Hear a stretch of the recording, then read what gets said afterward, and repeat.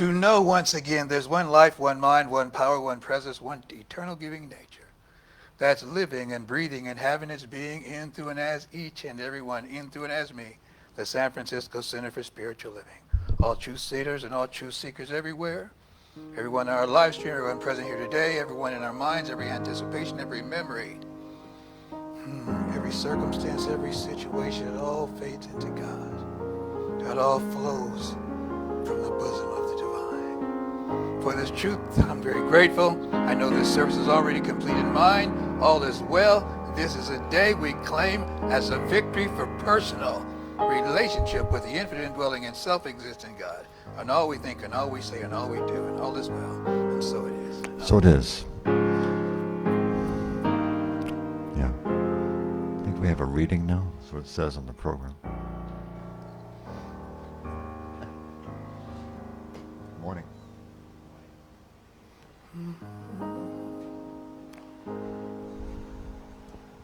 Good morning, everybody. Good morning. Thank you for being here. My name is Lena Chavez Soria, and I am one of the licensed practitioners here. Welcome to San Francisco Center for Spiritual Living. I'm going to do a reading from our magazine.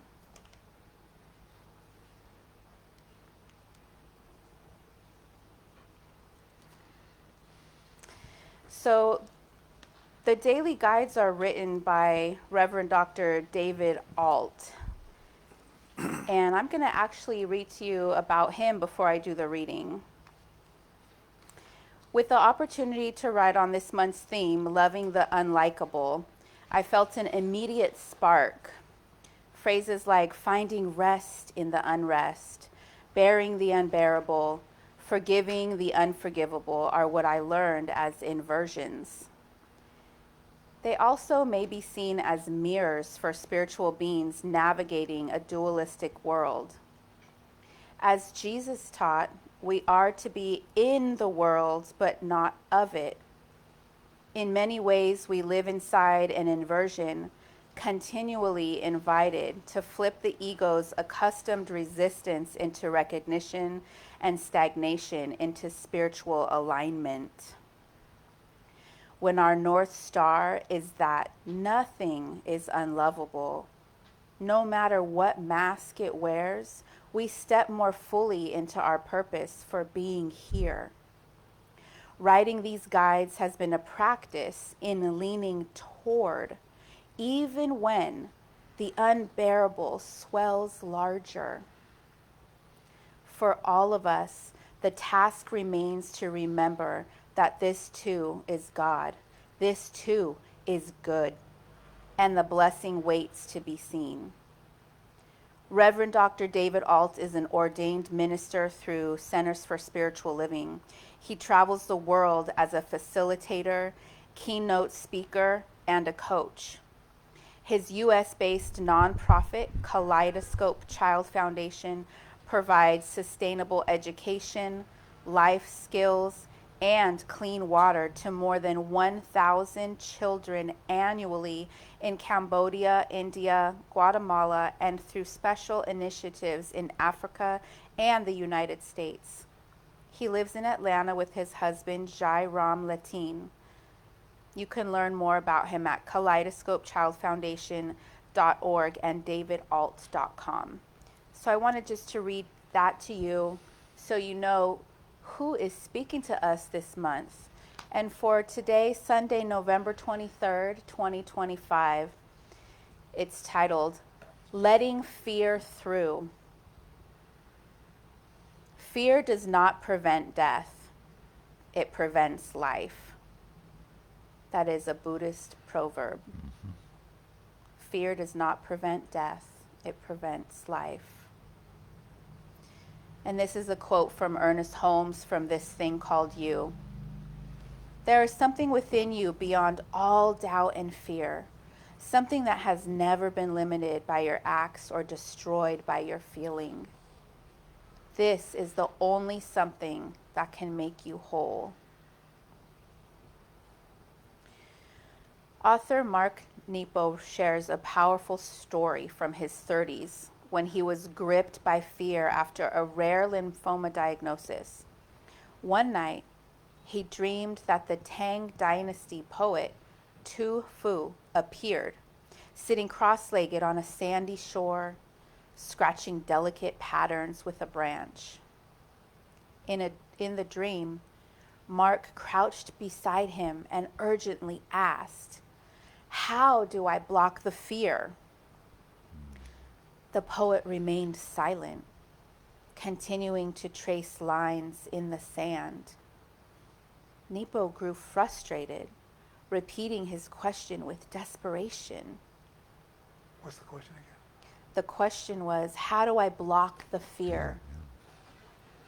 Finally, Tu Fu looked up and simply asked, "How does a tree block the wind?" Then he vanished. When Nepo woke, he understood. A tree doesn't block the wind. It lets it pass through. Nepo's telling of the dream reminds me that fear cannot be walled off, outrun, or medicated away. So much of life is built around prevention energy, crafting routines and defenses to avoid discomfort, that we miss the moments of spontaneity and freedom. Letting fear through is about meeting it directly, refusing to push it away or cling to safety. It's turning toward the fear with courage and with curiosity, even when it whispers the old familiar refrains, "You're not enough, you're unworthy, you're unlovable." To let fear through is to keep showing up anyway. To let fear through is to keep showing up anyway. To love instead of seeking love. To listen deeply instead of waiting for validation. To move toward life instead of shrinking from it. Each time we allow fear to pass through us, we reclaim more of our wholeness. Each time we allow fear to pass through us, we reclaim more of our wholeness. And this is the affirmation for today, if you'd like to repeat after me. I allow fear to pass through me, I allow fear to pass through me, standing rooted in love and presence. standing rooted in love and presence. And so it is. Thank you. That's what I needed to hear. It always is.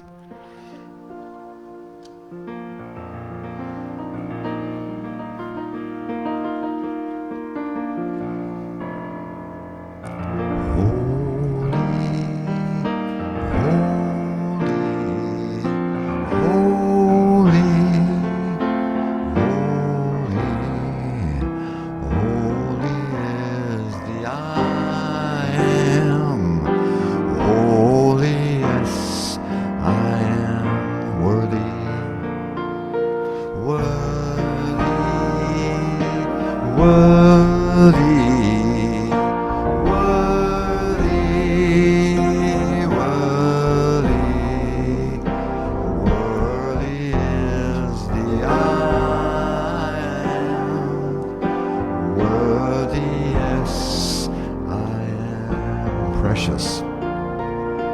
Precious. Precious. Precious. Precious. Precious is the I am. Precious, yes, I am. Grateful. Grateful, grateful, grateful, grateful. Grateful is the I am. Grateful, yes.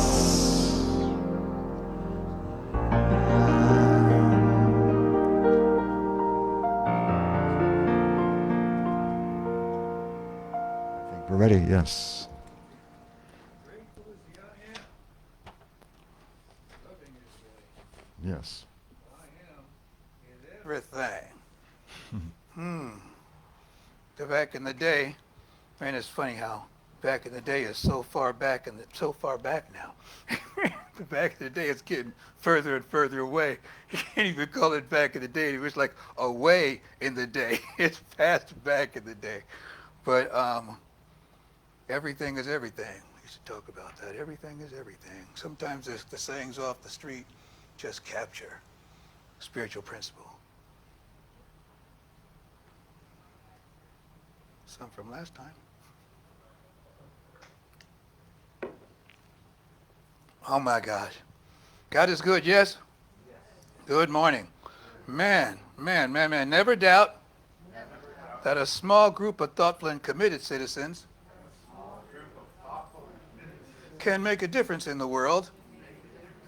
Indeed, that's all that ever has. Can I hear you say I'm a difference maker? People, that's what we always have to remember. Whatever the circumstance is, it's only there.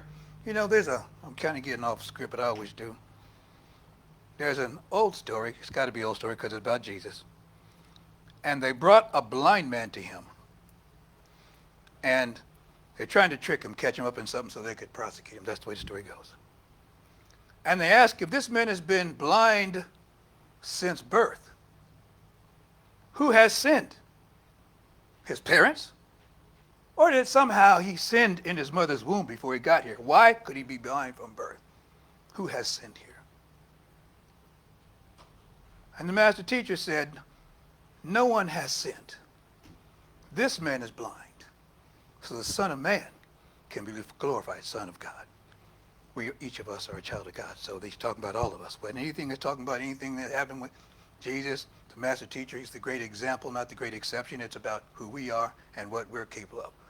And that's when he heals the blind man. Okay? He said, this man is only in this condition so that you can see what I'm working with.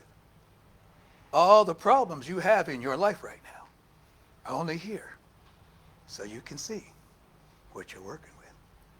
Because everything that's happening right now, no matter what it looks like, what it feels like, the problems just keep recycling themselves over and over again. And if we can remember that I've gotten through other things, somehow I'm still here. How many people have been through some really rough times? Has anybody been through rough times? Some tough, have you ever wondered, am I going to get out of this? Oh, you've been through that. I know, see? You can't get to be where we're at without wondering, am I going to make it? Is this it? Okay? But somehow we keep making it. Isn't that right? At some point, we learn to trust that, you know what? I didn't get here by myself. It's a great line from Rumi in, is the name of the poem Elsewhere? And he talks about being in what he calls a prison for drunks. That's what he calls this realm. If you know, it's a place of enlightenment and joy. But if you don't know, it's a prison for drunks. And he's talking, he says, who is it that hears with my ears? Who is it that looks out with my eyes? If I could taste one sip of that answer, I'd be free. He starts talking about the prison for drunks. He says, I don't know how I got here, but I do know whoever brought me here is going to have to bring me home. You see, whoever brought me here is going to have to bring me home. Whatever caused me to get to this place is the same thing that's going to get me out of this place. Ricky Byers wrote that song, The Way In is the Way Out. I'm sure that's reciprocity. I'm loving our outline today because it confused me. And I like to be confused because that means I'm picking up a new skill. And I like to think I'm smart, and smart is not something that's static. It's evolving. You got to keep getting new material. Oh my goodness.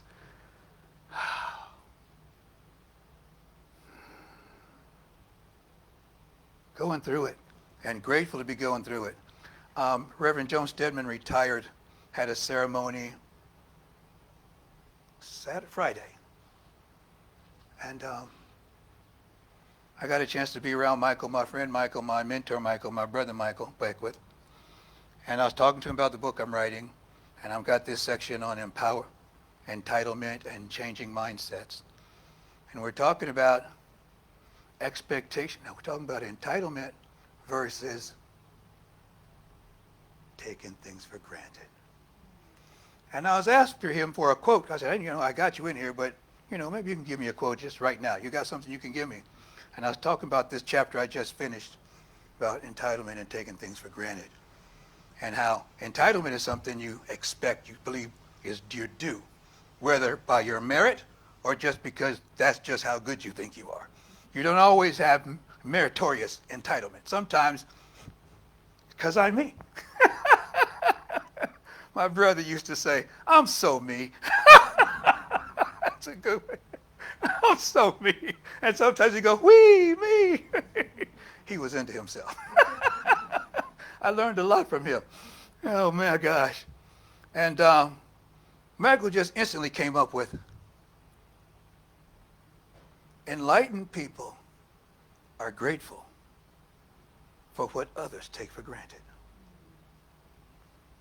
I'm thinking to myself, that's good, Michael. Because sometimes when you hear a quote like that, you can always see yourself. It's no secret I'm working on gratitude. Clearly, if there's such a thing as karma and reincarnation, this turn, I'm here working on gratitude. Okay, I just keep bumping up against that rock. It ain't going nowhere. It rolls over on my toe. It's just working on gratitude because God told me personally. But what I learned from my other mentor, Brother Ishmael, is like what God says to any of us, God's saying to all of us. So what God told me about being particularly ungrateful is not just my message. I'm struck by Reverend Jones' retirement because the first time I heard her pray, it changed the way I prayed. I'd been through the school of ministry. I'd been a practitioner. I know the 5 steps. I'm good with the 5 steps. I'd like to think I've mastered the 5 steps. I know what I'm doing. But she did something different that she learned from Dr. Michael, and we had to talk about that too. Thank you so much, Lena. She began the prayer not with recognition, unification, the way I learned it. She didn't open up God is all there is. She opened up how good it is to come together with beings of like heart.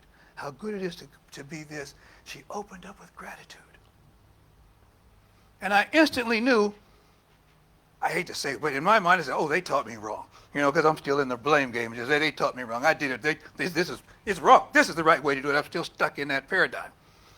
But what happened is it opened up a new way for me to begin the prayer. Michael talked about the gratitude at the beginning charges the energy with thankfulness. Before we begin anything, we're just going to open a portal of acceptance and gratitude and the realization that I already am something. I already have something. I'm already in this. And I'm holding it preciously. So now the conversation that follows is a different conversation. Are you feeling me on this? It's like you can talk, we got these feral cats in the backyard. They respond to Pure Angelie's voice. Because she said, hello, boys. She got their name. And they know, she likes us. They're not going to come near her, but they don't even wait to hear what's coming out of my mouth. As soon as they see me, they get to stepping. My gosh. I'm loving the reading today, talking about missing the moment. And we missed the moment. I had to write this down because we're not in touch with the moment. And we're not in touch with the moment because we're not in touch with who we are. And we're not in touch with who we are because we haven't accepted the idea that God is all there is.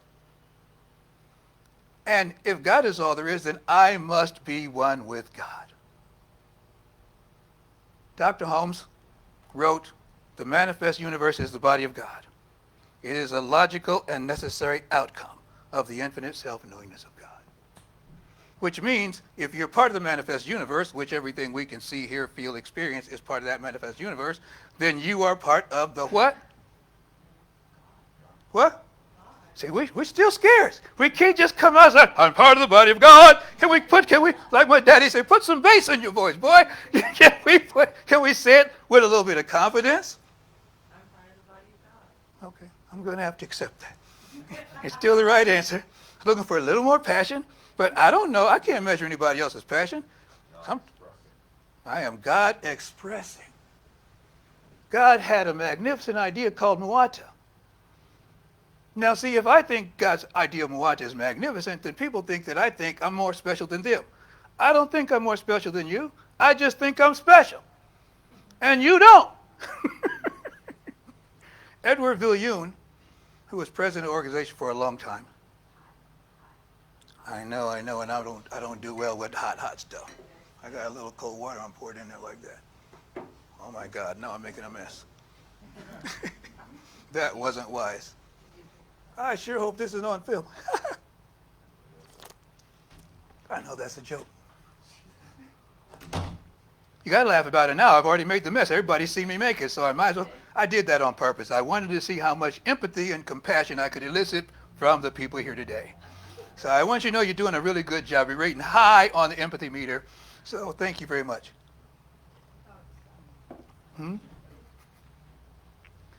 Thank you.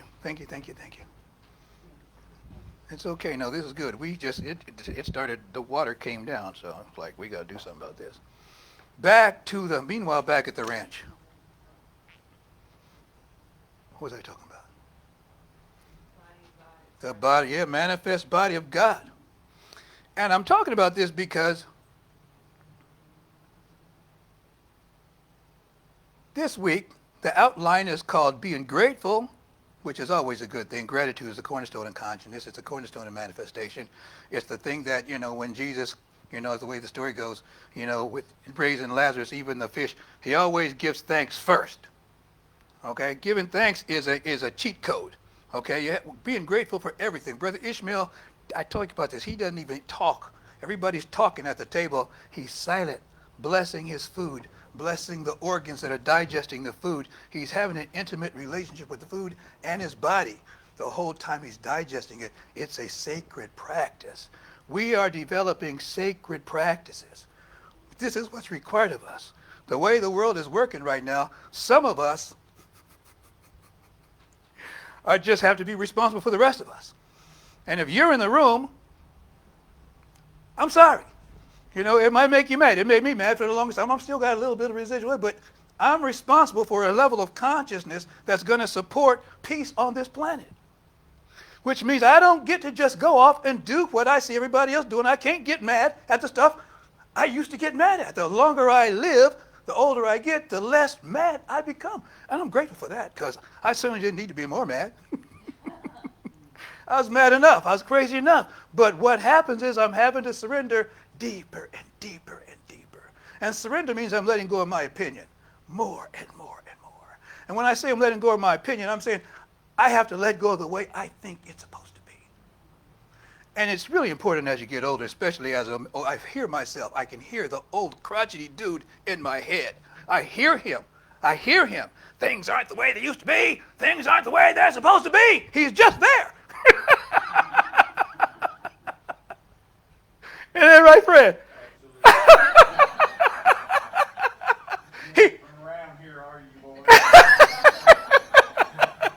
He won't shut up. Okay, I need a hedge against him. Okay, because the atrophy, the erosion of the constant bombardment of duality. It's like gravity is always working. I work very, very hard to stand upright. But it's an eternal vigilance, because gravity doesn't let up. And sometimes I'm walking around the house and Pierre Andre says, "Man, what the heck? Are you okay?" I'm like, "What are you talking about? You're just all slumped over." I don't even realize. Gravity's,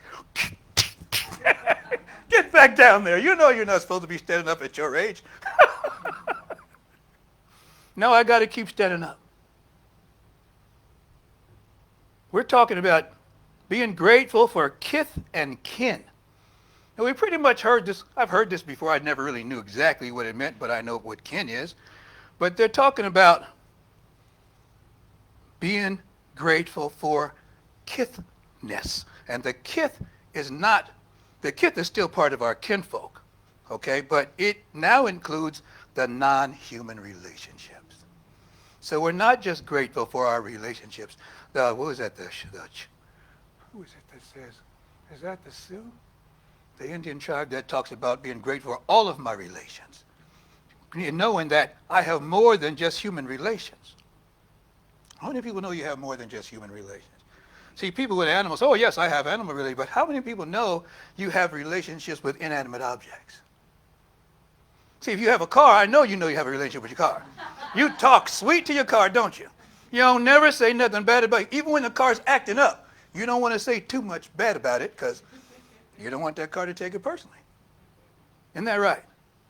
Is that right? So I'm just bringing us into the realization that we're already here. This is not some kind of mystical woo-woo. I'm such a skeptic. I don't believe nothing. My supervisor said, boy, you don't believe fat meat's greasy. I spoke in Alaska one day. I'm not a stuffed animal person. People give them to me and stuff. I've won them in the fair and stuff. This place is called the Rabbit Creek Inn. I'm really happy that I'm being invited to go all the way to Alaska. I'm feeling myself a little bit. And they sent all the way from San Francisco to get me to. I must be doing something right. I'm feeling good about it. They got a little mud room. You take your boots off. And then you go up about 5 stairs, and now you're in the main house. So I'm in there taking off my coat, taking my boots off. And when I turn the corner to go up the 5 stairs, she's got these little votive candles on each stair, and the staircase is open on both sides. And there's these little bunnies, these little fuzzy animals, these little stuffed rabbits. And there's energy coming off these rabbits. They're like, hello! Welcome to Rabbit! It's like, I'm like, what the hell? I'm spooked. I don't know what to do with this. I have no place to process this. It's beyond my beliefs that this is not supposed to be happening. Stuffed animals can't talk. Isn't that right? Unless you listen. And evidently, I've been growing. Evidently, that portal that I went through to get to Alaska and feel, evidently I was at a different vibrational frequency. And the animals, it wasn't like words, but it was such a joyful vibration. It was palpable. I couldn't deny that I'm feeling this, and it looks like they're happy. And it looks like they know they're blowing my mind like, he's never going to get over this. It's like they were waiting for me. Here he comes, here he comes. And I said, called the woman's name. I don't remember her name. I said, she said, what is it? I said, the rabbits are talking to me. She goes, of course they are, silly. That's why they're there. And then I was educated that they can do this. But until it happens, you're just tripping, right? You can't talk about this stuff to everybody because not everybody's ready.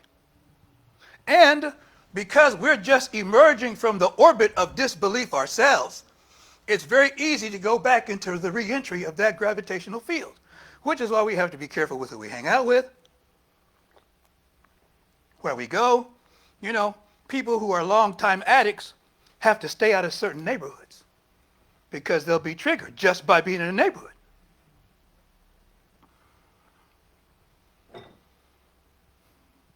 When I was a boy, I developed anxiety at a young age. I didn't know what it was. It's a quiet terror. That's what I called it, a quiet terror. This fog bank it's not coming after me. It's just foreboding and hanging out, and it won't ever go. I didn't know what that was, but I know it was horrible. I'm doing all kinds of therapy. 30, 40 years later, I'm in therapy, and I finally tell the psychiatrist, all this stuff you're doing is fine and good, but what really is messing with me is that fog bank. He said, what fog bank? Once I described it, oh, you got anxiety. That's an anxiety disorder. But anxiety is not a disorder. It's an adaptive response to stress. It's your body, your psyche's preemptive strike against harm. It happens because we're in environments where we never have a chance to feel safe. We don't ever get our guards down long enough to feel like I'm safe enough to thrive here. And so there's this foreboding. It's like on guard. I'm always on guard. People from certain environments are more aggressive because they have to be on guard. Yes? All of us have gone through enough to have some form of anxiety. I'm not saying you do. I'm just saying you've probably been through enough that it would be normal if you do. It's an adaptive response. It's not a disease in itself. It's showing you it's time to be still and recollect yourself. When I was at the Berkeley Psychic Institute, they had this meditation. Man, there's a soft spot up here. Every time I step on it, you see me keep looking. I got to quit looking at that. And the meditation would, you'd be still, and they tell you to bring all the energy from every place you've been today back to yourself. Think of all the places that you have been and bring that energy home. All the people you talk to and bring that energy home. See, because oftentimes we're going about our day-to-day affairs unconscious of who we are, where we are, and even what we're saying. We're just doing it on automatic. And so we're expending a great deal of energy in all these places, and we just leave ourselves there, and we get, what's the word I'm looking for? Depleted of energy because we're not grounded. And so the meditation was designed, just bring all the energy home. And it was positive. This is cool. I can do it. And then from there, you send everything into the ground and you ground yourself. And you ground yourself so you're always in touch with the planet, Mother Nature, who's always growing life. She knows what she's doing. As an African proverb, and I saw this, I think I told you guys this already last week, maybe 2 weeks ago, says, if the tree doesn't fall, how will we harvest mushrooms from it? Okay? It has to fall. We can't get mushrooms. Everything has a purpose. Everything has a purpose. Ashes to ashes, dust to dust. Yes? Now this is my dust. Man, the model world doesn't make it any easier. News cycles never stop. Social media amplifies fear. Headlines scream, crisis, crisis, crisis. I'm loving what you said, Crystal. I don't know what it was. Something happened with the election or some bill passed and everybody was all upset. Crystal said, get your popcorn ready. What's that? Yeah, next episode's going to be really good. But what that is you're putting yourself in the observer position. See, when you have popcorn, you're watching it happen. It's not happening to you. This is what I liked about the fear. The tree lets the fear just move on. I'm not trying to stop the fear. The fear has a message for me. The fear is a big X on my treasure map. Dig here. The treasure's right here. This is where you're losing your sight. You're like, this is the nail in the tire.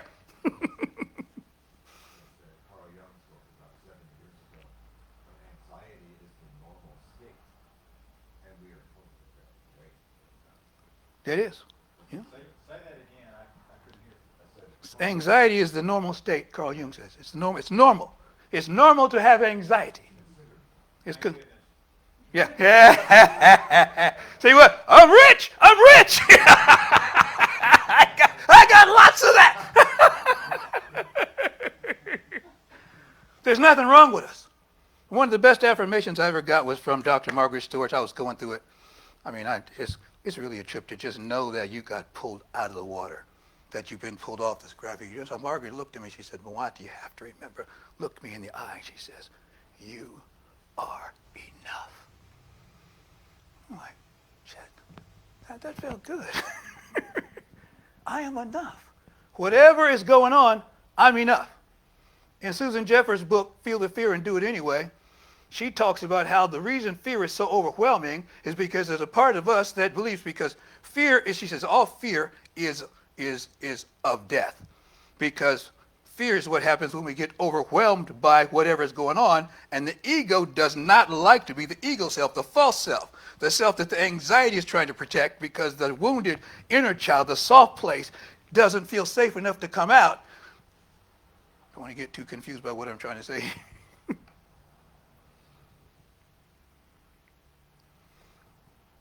Okay. What? Oh, fear. Yeah, fear. So she says, it's always about the fear of death because the ego doesn't know the difference between death and annihilation. If it changes and it's not in charge, then it thinks it's over. And so we have this, oh, and she says, everybody has it. It's not just happening to you. And the thing you can do to help you with fear, no matter what the fear is, there are 4 words. Had to count them out. I can handle it. Those 4 words. No matter what the fear is, you look it in the face and say, I can handle it. I can handle this. See, it keeps you in the game because it's our natural tendency to run, to flee. But they say fight, flight, or freeze. And most of us freeze, which is another way to flee. We hide. So I changed the title, How Do We Thrive Even in the Jive? Jive is a term from the 60s, I guess. You say you're jiving, meaning you're lying. For the jive, you don't have to cuss. You see, children could get away with saying swear words because I couldn't say swear words as a boy. So I could say you jiving. I couldn't even say lie. Okay, my sisters couldn't even tell Miss Mary Mack dressed in black. You know that one? She jumped so high, till she touched the sky. Am I the only one who remembers this, Miss Mary Mack? You know what I'm talking about. So she never came back until the 4th of July. They couldn't even say July. They have to say Jew story. Because you could tell me, it's craziness, man. Kith and kin, relationships with our environment, the land, the plants, the animals, the spaces we inhabit. Kithship is intimacy with the square mile of our house. It's knowing your surroundings, not by Google Maps, not by satellite, but by heart. Knowing the smell of the grass after rain, knowing which trees the birds prefer, knowing the rhythm of your streets, your neighbors, your corners. He talks about in a world of 2-day shipping, sprawling grocery stores, and 24-hour convenience services, it's easy to lose touch with your immediate environment. This is what I added this because the talk didn't have none of this in there. What I see, I'm a walker. I like to walk. And you can observe your environment much more intimately when you're walking. You see things at a whole different level when you're walking.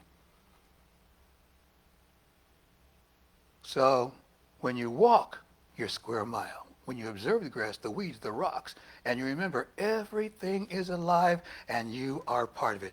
Even the things we don't particularly like, rats, pigeons, weeds, bureaucratic letters, all serve a purpose. They maintain balance. They enrich the soil. They disperse seeds. They keep the ecosystem alive. It says, think of life as a tapestry. We love the beautiful, shiny colors of the tapestry, but there's some rough threads in there that only purpose is to hold those colors together and present us with a tapestry. If we don't appreciate those, we have no tapestry. You cannot appreciate light without appreciating darkness.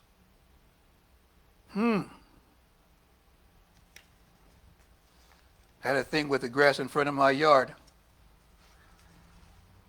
They gave me a letter to cut my grass. I haven't said this one in a while. I was mad because I like my grass long. I'm not from the suburbs. I'm just not. So I don't understand this idea that everybody's supposed to be uniform. As a matter of fact, that's what I don't like about it. I used to call it Beigeville. I never wanted to live in Beigeville. Well, I live in Beigeville now. And you got to cut your grass. My grass is about 2 feet high or higher. And I liked when the wind goes across it and you can see it all swirling up. That's like they're dancing, the wind in the grass. They having this little, and I'm like, okay, this is good. This is good, I'm sitting in my chair. I like to meditate there. I like to medicate there too, so if you know what I'm saying. I'm sitting in my chair, and I'm watching the grass, and I'm watching the dance, and I'm realizing I'm going to have to cut this grass. So I'm apologizing to the grass. I'm just talking to myself out loud. I'm not really talking to the grass, because you know why? Grass can't talk, right? Grass can't talk. I'm just talking. I'm mad. I'm sorry, grass. I'm going to have to cut you, man. I don't want to cut you. They're making me cut you. Now, you know I love you long like this, but man, I'm hurt. My feelings are hurt. I ain't gonna lie. They made me mad. Coming making me cut my grass because they think it's too. And I tried to say, well, maybe they just send this out to everybody, but I knew that they sent it to me. To my surprise, the grass responded. The grass said, "Don't worry about it. We're good." Like, what? He said, no, we're good. We like it when you cut us. What? No, we need you to cut us. What? See, when you cut us, you gather up the cuttings and you take our seeds far away. And we can start communities far away. If we just stay here, the seeds just fall on the ground right here. But we get to expand when you cut us and take us away. And when the birds use us and take us away, that's how we grow community. And then the grass got snarky. Guess what happened? The grass said, see, your problem. The grass said, your problem is you're hung up on sequence. You actually think that when you're watching us dance with the wind, that the wind is blowing us around. What you don't understand, my brother, is that when we are ready to seed, we bend and call the wind to us. You see? Certain things you cannot unsee. You cannot go back in the water anymore. We are in relationship with everything because we are designed to be in relationship with everything. There's scientific evidence. This is not mystical woo-woo. I had to look this up and say, I don't want to get me just talk to woo-woo because it's just woo-woo to me, and I don't mind hanging out in woo-woo. I said, is there any scientific evidence? And of course there is. There's all kinds of data on this. Did you know this, Jeff? I'm not familiar with it. I love that. Well then, in that case, allow me to elucidate. Oh, God is so good, man.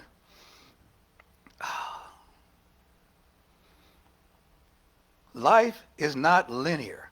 Cause doesn't always precede effect. Sometimes spirit is simply spontaneous, simultaneous, and at the same time. Because consciousness is always the cause. Consciousness is always the cause. We must have a consciousness to accept the reality, or the reality doesn't happen. If I wasn't on a quest to be more than I thought of myself, to have greater access to my spiritual identity, the rabbits couldn't have communicated with me. The grass couldn't have communicated with me. I've been around stuffed animals my whole life. Nobody ever said anything to me before. I mean, they had all this time to talk to me before. I've been walking on the grass, cutting the grass, doing all kinds of stuff. Grass never said anything to me before. Why? I've been putting in the work. See, when you put in the work, it changes your vibration. It changes your frequency. You're not always aware that it's changing your frequency, but what begins to happen is different things begin to happen. And what will happen is the people that you're hanging out with can't see what you see. There was some song, some crazy rap song I wasn't following. It was, you can't see what I can see. You're blind, baby. You're blind to the facts. Sometimes they just can't see it. Reverend Ike talked about this, about being prosperous. He said, you might have to change your hairdresser. Because you go in some place and it's all that negativity. They're working up around the crown of your head. They're just feeding negativity into you. And I said, dang. I had to change where I went. They got all these crazy movies on all the time. I'm up there, and people getting robbed, stabbed, murdered, and I'm like, they're spooked. I quit going to that guy. I said, dude, could you put on something peaceful? He put on a movie for me. When I came back, he said, dude, I'm sorry, my customers like this. Okay, I got to go somewhere else. They get to have it their way. I have to apologize for everybody I knew as a child who had invisible friends. I talked about them bad. I gave it to them, invisible friends. Now I understand. Psychology, projecting consciousness, helps us process emotions and access subconscious wisdom. Think Carl Jung's active imagination of internal family systems. That's what came back for me. That is our nature to project consciousness out. We're designed to do that. Neuroscience, the mirror neurons, let us attribute intention and feeling to what we observe, even plants. Anthropology, indigenous cultures worldwide teach us that all beings are alive, sentient, and relational. All beings, all things, all my relations, the superior says. Philosophy, panpsychism, suggests consciousness is a fundamental property of the universe. I was listening to Lynn McTaggart's The Field on my way in here today. And it's really I mean, the book is, it's one of those things that certain things I don't get very far in because my mind gets blown. And I just want to, let me just get this part right here. And so I've been listening to this long. I think I'm starting to get this idea about how energy and matter, it's like Einstein's E equals mc squared was just measuring enough energy so that matter could appear. And so now there's a relationship between energy and matter, but the new quantum model says, no, they're not two different things that equal each other. It's the same thing. Well, that means we're all energy. Well, we accept that now, but not everybody does. And so they don't get the benefit of being in a oneness universe. Of course, we know Dr. Holmes, God, the universe spirit, expresses itself through all creation. It's not absorbed by its creation. The manifest universe is the body of God. Get in touch with this idea, people. I am a walking, talking, living, breathing expression of the divine. Whatever your idea of the divine is. And hopefully it's good. Okay? Because if it's not, then you might not want to be a walking, talking, living, breathing expression. Say, God, no, not that. But omnipotent, omniscient, omnipresent. Omnipotent, did I say omnipotent already? Okay. And omnibenevolent. These are God qualities. These are my qualities. These are the qualities of each of us. Each of us is an idea in the mind of God. Each of us is a grand idea, because that's the only kind of ideas God has, you see. Tell the little boy, he said, I know I'm special because God don't make no junk. So this is about being grateful for all things. Scripture says, bless those who despitefully use you. Man, that's a practice right there. That's difficult. Oh, that's difficult. It requires muscles that we haven't developed.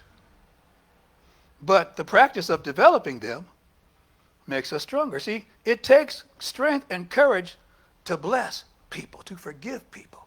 It's easy to stay mad and stay scared. Don't have to do anything to do that. But if I want to change the circumstance, I have to change how I see myself. Because right now, I feel victimized. I feel like I'm disempowered. That you have done something to me. And you owe me something, an apology, something. But if I can stop this, things aren't the way they used to be, things aren't the way supposed to be in my mind, and say, you know what? I don't need anything from you. I'm grateful that you showed me where my weakness is. Because right now, I actually think that you are not a part of the divine sequence, the divine energy. Now, I get to keep that idea and always be limited, always be afraid, always worry that somehow this is going to come back and bite me. Or I can change the water like the tea bag does. I can change the environment. I can change my relationship with the whole. I can change my relationship with the earth. Talks about this one person talking to this one particular tree, went through something, and how the tree would start to rustle whenever the person came by. I have a good, I shared with you guys, cut this tree down in front of my house. I didn't mean to cut it down. But, you know, they caught me in the morning. They called us the pavers because the tree was disrupting the roots and my plumbing. I just wanted them to fix the concrete, but they sent the tree crew. And the tree guy, he has one thing on his mind. He only does one thing all day long. All he does is what? Cut down trees. He says, you want me to cut it? No, I didn't really want you to cut it. I didn't call the city. I'm trying to, it's groggy. It's the morning. And I might be a little less for the weather at that particular point. I mean, I'm not ready to talk to this guy. He's very aggressive. And so finally, I said, okay, cut the tree. And I walked inside. And as soon as when I said, oh, no. And I turned around and I came back outside. It was too late. The tree was coming down. I felt awful. I particularly felt bad because an older guy, even older than me, next door neighbor of Fossil, I'm not sure where he's from. Fossil came out and just stared at the trunk for like 15 or 20 minutes, shaking his head. I'm being a man. Oh, man. This is about as low down, dirty, no good I've ever felt in my life. You cut that tree. You worthless. I'm feeling horrible.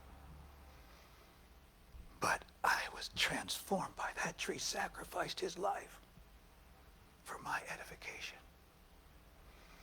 Because you can't tell me anything about trees now. I developed a relationship with the tree after it was gone. I apologize to that tree every day. I'm sorry, dude. I'm sorry. And the tree's like, I know. You ain't gonna never do this again, are you? I'm like, oh man. And I honor the trees in my square mile. Whenever I see trees, I get happy. They're a family. I was reading this thing, part of my research for the talk about how redwood trees, I know about the jack pine, okay, and they only open in intense week, but the forest fire came and the wood came in, the redwood trees had sprouts coming out of the bark. Their bark is so thick that the fire can't penetrate it. And so the heat unleashes whatever they got in there and it starts to sprout itself, and the interconnected twining of their leaves, their roots, communicate and keep from getting blown over, and life is sprouting from the ground because they're prepared for this. It's normal. It's let the wind blow. See, they're prepared. They're grounded. They're rooted. We are not prepared, and that's where we're getting blown off course, and we're being overwhelmed, and we don't think we can handle it. But guess what? What can you do? You can handle it. You wouldn't be here if you couldn't handle it. You'd already be gone. Exit stage left. I'm out of here. I'm not sticking around for this. But you did, Blanche. You stuck around. So now you're here. So we can have a fun time, or we can have a fearful time. I'm inviting us into the fun by embracing the fear and blessing it as the sacred messenger that it is. That which you fear is the gateway to your greatness. If you face that fear, get still with the fear. I had to get still with something just last night. My granddaughter, God bless her, I love her. I'm just telling them, I love this child. Okay, I love this child. But she's like, okay, I'm going to be coming over tonight. I'm going to be spending the night, and I'm going to be doing this. And it's like last minute, just be last minute. I don't like last minute stuff, see. I'm still stuck in the paradigm that thinks I can control certain things. And what's happening on Saturday night is one of those things, I have dominion because I work on Sunday. But she's my granddaughter, and she knows the rules don't apply to her. And she just shows up. I'm coming. And I'm expect me to do it. I'm stuck in this. And Pierre Angelique's like, oh, she's just being so sweet about it. I'm going. I had to go sit down because I said, dude, it's like there's a little marble. You know what a roulette wheel? There's a marble in my head. It's just going around and around and around. And it's not stopping. But after a couple of 3 hours of that, and we always have to clean up. See, that's the other thing now, because Pierre Angelique's not going to receive anybody if the house isn't pristine, which means now I have to work. That's the part I'm really mad about. Now I got to go out of my routine and start doing stuff because she decided. Is she really going to show up this time? Is she really going to show up this time? What? Aren't you grateful you have a house to clean up? Yeah? Then quit your crying. That's from my daughter Fatima. Quit your crying. I mean, aren't you grateful that you have a grandchild who believes she can call you up and know that you're going to be there? Yes, I am. Then what are you unhappy about, Mwada? I'm stuck in duality. I'm Charlie Brown. Why is everybody always picking on me? How come my needs are always the last ones? I told Michael Beckwith the other night about that time outside when God called me ungrateful. And I asked God why, and God said, because I gave you so much without missing a beat. Michael looked me in the eye and said, that's true, Mwada. I said, gee whiz, not a second of commiseration or nothing? I mean, dude, you could have been a little kinder about that right there. But we all been given so much. We don't count our blessings. We count our grievances. We don't even pay attention to the ground upon which we walk most of the time. We take that for granted. And now remember what Michael said. Enlightened people are grateful for what other people take for granted. So every place I'm taking stuff for granted is a place I need working on my enlightenment. Okay? So it's not bad. It's just recognize what it is. Fear is not bad. It's a messenger. Okay? This is a place I don't feel empowered. My spiritual journey began because somebody tried to kill me. And I could not hate him because I loved his family too much. And I knew I would have to hate the whole clan. And he wasn't worth that. He wasn't worth that. Dude, you're not worth all of that. I'm not that. No, you ain't. No. And I can't hate you either because you're part of them. So you're not going to make me hate you. He's threatening my life. I'm going to run. I said, dude, I love you and I know you love me too. Nah, you don't know nothing about me. I'm literally stretching my heart open, people. Sometimes you can't stop the aperture from shrinking.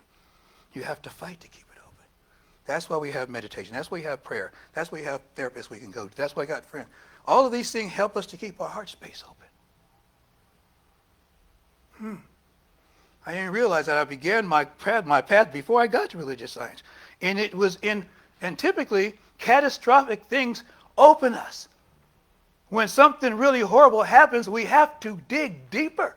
It depletes us. They say man's extremity is God's opportunity. When we are stretched beyond our capacity to do, be, and have, something occurs that's beyond our ability to do, be, and have that keeps us in the doing, the being, and the having. But we have to get still to experience that. And that stillness is getting in touch with the planet. That stillness is being grateful for all things.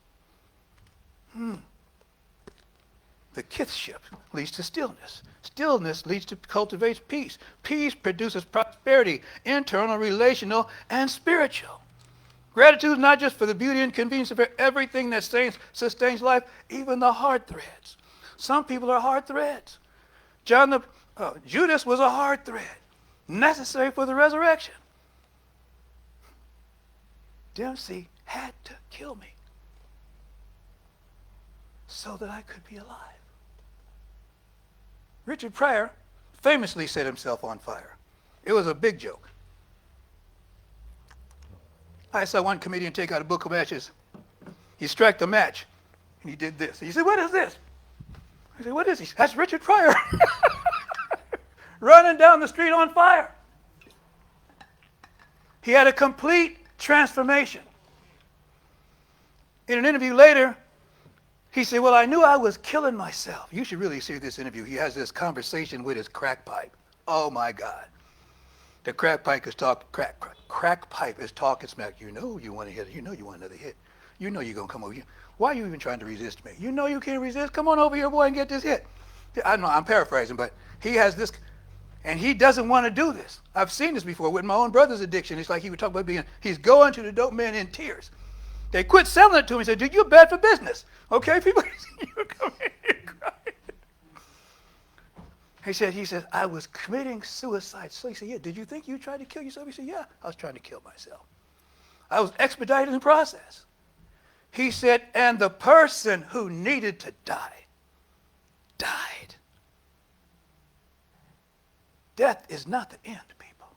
It's the beginning of a grand adventure. We have to stop being who we was in order to be who we are.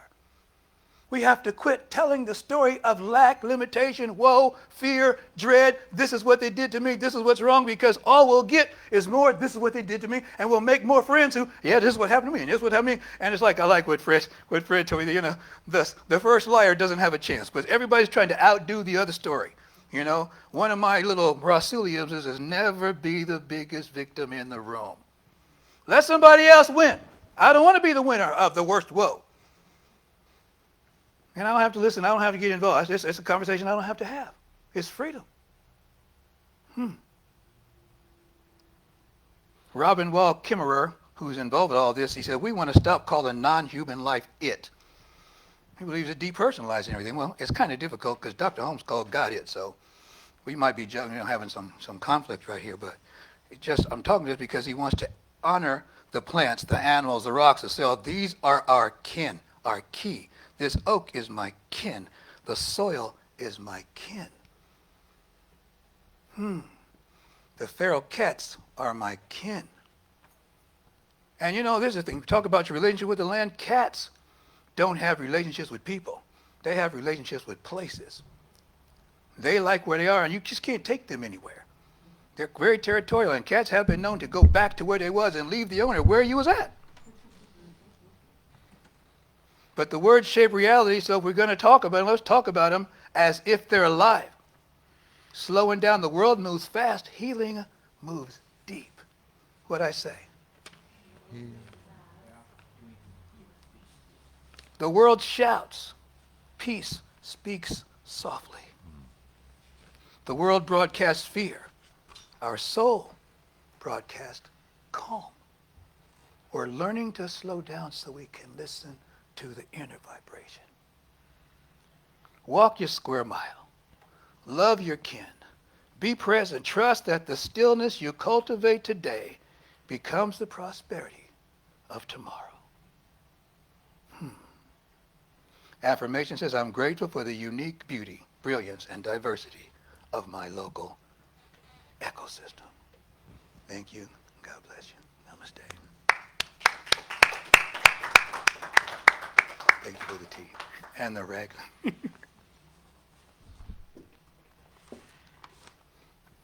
I don't know what Puranjali did wrong to get me for a partner.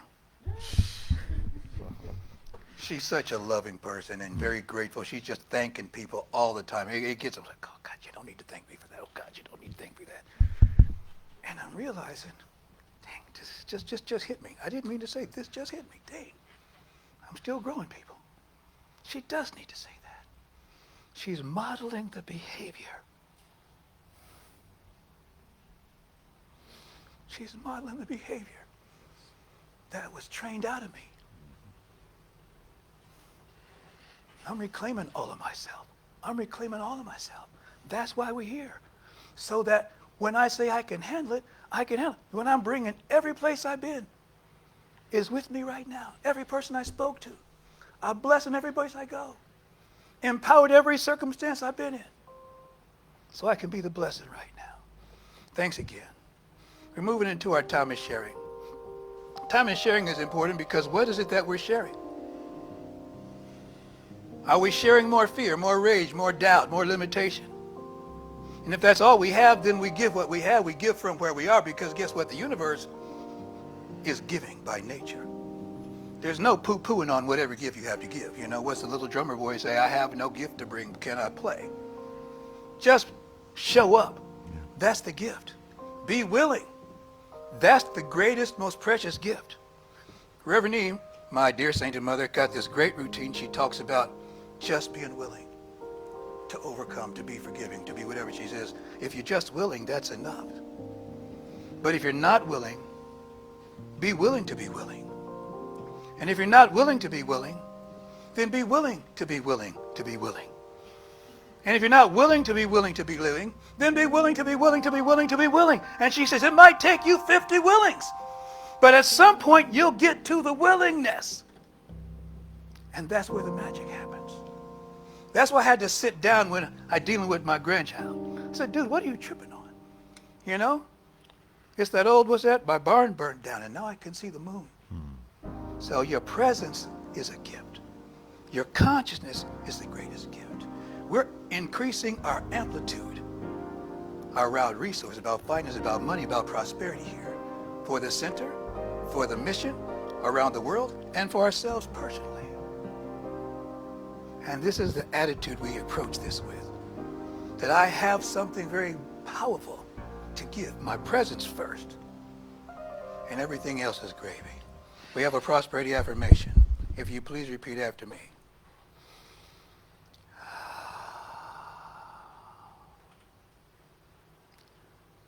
With a consciousness of with a consciousness of abundance.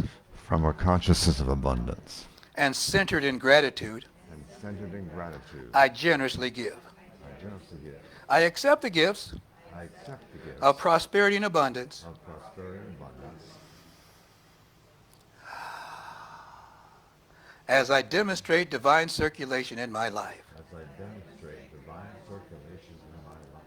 In gratitude I freely give. In gratitude I freely give. In joyful acceptance I freely receive. Joyful acceptance I freely receive. Thank you, Dr. Jesby, coming around. And if you're giving online, the address is give@sfcsl.org, and that's for PayPal and Zelle. Thanks. I am remembering who I am. I am remembering who I am. I am remembering. I am remembering. I am remembering who I am remembering who I am. I am remembering. I am remembering. Beautiful. And it's a great memory. Infinite presence, giving thanks and praise for the offering received today, knowing is circulated and generated from a conscience of abundance and centered in gratitude. We gratefully give, we gratefully receive, knowing the ebb and flow. Reciprocity is always occurring. So we participate in this activity with an expectation of wholeness and allness and fullness for each and all. And so it is, and amen. It is. Lena is going to come forward with our spiritual mind treatment. Thank you. So let us anchor in this presence, anchor in love. Grateful for this service and the message that it brought forward. Knowing that there's one eternal giving nature. It is Spirit, the Creator. It is in and through and around and as me and each and every one of us. And in this truth, I know there's no doubt that the light of faith, it always stays lit within my heart, within each and every one of us. Knowing that counting our blessings is where it's at. Recognizing our abundance is where it's at. Letting fear pass through. Rooted in love, rooted in peace. Moving forward this week with so much gratitude in our hearts. Taking time to pause and feel that joy. Feel the joy that is coming forward consistently. And specifically in this week, we're pausing to give thanks, to give praise, Yes. and to recognize and remember and say it out loud. Thank you. Thank you for the abundance. Thank you for the blessings. Knowing that it's always in divine alignment. It is always in the flow. We are always in the flow. Each and every one of us. I trust this and I know this as I move forward with grace, with ease, with vitality. Continuing to be anchored in love. Continuing to remember how to tap into that peace within, to stay centered.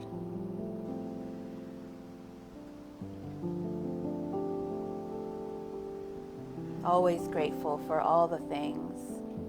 May peace and justice continue to prevail on earth, knowing that it begins right here and right now. May all beings feel peace in their hearts. May we all continue vibrating at this higher frequency that we gathered today as we move through our weeks and our days. Holding that truth, that power within, with deep and abiding gratitude, I let it be. Give it to the altar of the creative law that is always saying yes. And so it is. So it is. Now Thank you. it is. Amen. Announcements. Okay. Feels like a motorcycle or some subwoofer out there. Like a vibration going on. Oh yeah, we're vibrating We're at that high vibrating. frequency. It's a low frequency now. It's all connected.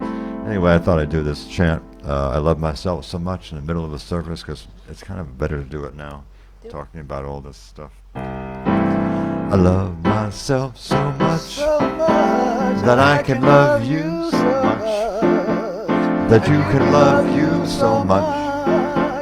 that you can start loving me. Yeah. I love myself so much that I can love you so much. That you can love you so much. That you can start loving me. I love myself so much that I can love you so much. So you can love you so much that you can start loving me. I love myself so much that I can love you so much. That you can love you so much that you can start loving me. Oh, I love myself so much that I can love you so much. That you can love you so much that you can start loving me. One more time. I love myself so much that I can love you so much. So you can love you so much that you can start loving me. I love myself so much that I can love you so much. That you can love you so much that you can start loving me. Yeah. That was fun. Thank you. Wow, that really amazing energy. That was fun. So I have some announcements. Okay. As you guys know, we always will have the Boxing with Daniel Wednesdays and Saturdays. First Sundays of the month is our Fellowship Sunday for our fabulous potluck. And if anybody would like to volunteer, please let myself or Nikki know. Let's see what else. Oh, yes, there's a workshop coming up. I have a workshop. Small detail. Yes, it's happening. Where'd my flyer go? Did it get wet? Oh, here it is. So there's a flyer up in the entryway. It's called Embracing the Holidays with Your Own Magic and Gentle Yoga. It's going to be here at the center on Saturday, December 20th from 12:30 to 2:30 p.m. It will be facilitated by myself and Eileen. It's a suggested $40 exchange. Reserve your spot. We need to RSVP so we know how many people are coming. You can let me know. We already have 3 signed up. So excited. So I just wanted to talk about why I decided to create this workshop. It was really from my want and need the past years to embrace the holidays and to not kind of, I guess, be living in the past and really soak in the joy and bring my own magic and, in a sense, reclaim the holidays for myself, because sometimes we can feel, you know, a lot of grief, big feelings come up during the holidays, and I didn't want that anymore. I wanted to soak up the joy and be present and reclaim it and say, forget that. I want to be here right now. I'm going to soak up this joy, whatever that means to you. For me in the past, it's been, you know, how beautiful the candle looks lit on the table. Yeah. Or how excited I am to eat this pie. That feels joyful. You know, little things like that. So it's going to be a guided meditation. And I got excited when Eileen told me that she did a yoga teacher training. So I'm pulling her in to come do some gentle yoga. And if you can't get on the ground, that's fine. You'll be able to do chair yoga, but we do need to know how many people are going to be here so we can set up the room properly. And if you have a yoga mat, bring the yoga mat. But it's not necessarily, because you can do it in the chair. So if you have any questions, let me know. Also, thank you everybody so much for the donations that have been brought into the center in the past, books, etc. We won't be accepting any more donations at this time, but good news, in the spring we're going to have like a yard sale. So if you want to donate to that, all the proceeds will go to the center. So keep that in mind when you're, you know, cleaning out your closets and whatnot. Let's see, is there anything else? I have my annual Advent Christmas concert on December 6th in San Rafael. And some of you are coming, some can't come, I know, but I'm just putting it out there. Great. Yeah, it's a really fun event. So, and if anyone's interested, I have the flyer. I forgot to send it. It's been very busy. Send it to Eve to put a newsletter. I'm not sure if The newsletter hasn't come out yet, so I probably have time. Cool. I'll send it to her. But yeah, that's it. I think. Sounds good. Is Daniel coming today? I don't know. It's the fourth Sunday. I'm not sure. Oh yeah, I'm not sure, but Yeah. I will be available for prayer if anybody would like prayer after service. Gabriella available for prayer, and Cindy's here for prayer. So, and of course, Rev Muwata. So Yes. Thank you. yeah, so if anybody would like, let us know what you want prayers for. It could be to keep your good coming. It could be anything at all. So thank you again, everybody, for being here. It's so nice to see you all. Yeah. Thanks. Okay.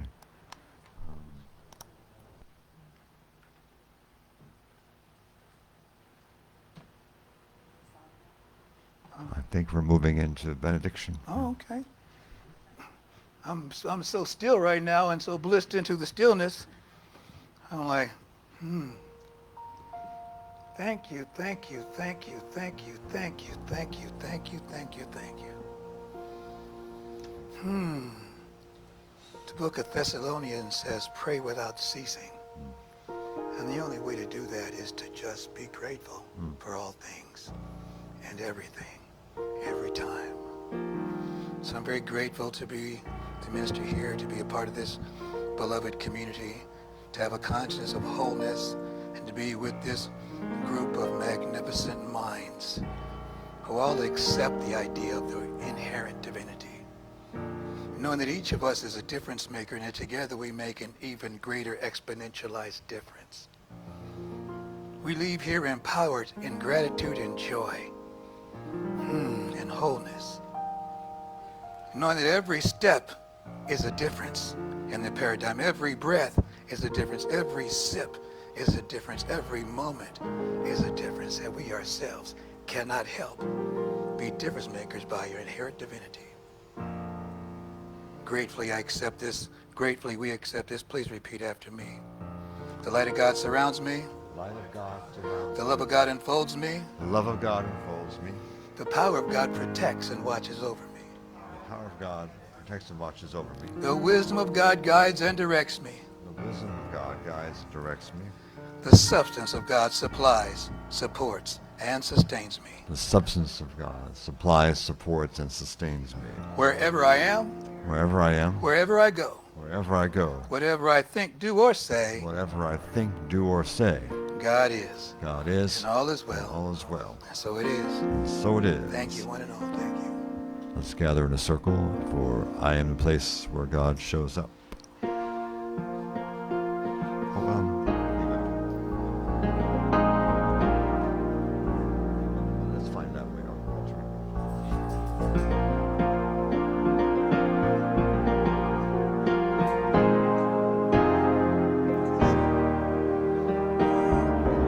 Here we go. I am the place where God lives, Moves and breathes and has its being. I am the place where God shows up. Shows out to. I am the place where God lives, moves and breathes and has its being. I am the place where God shows out. You are. You are the place where God lives, moves and breathes and has its being. You are the place where God shows up. We are. We are the place where God lives, moves and breathes and has his being. We are the place where God shows up. I am The place where God lives, moves and breathes and has its being. I am the place where God shows up.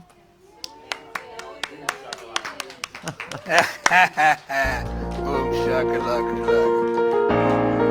Happy Sunday.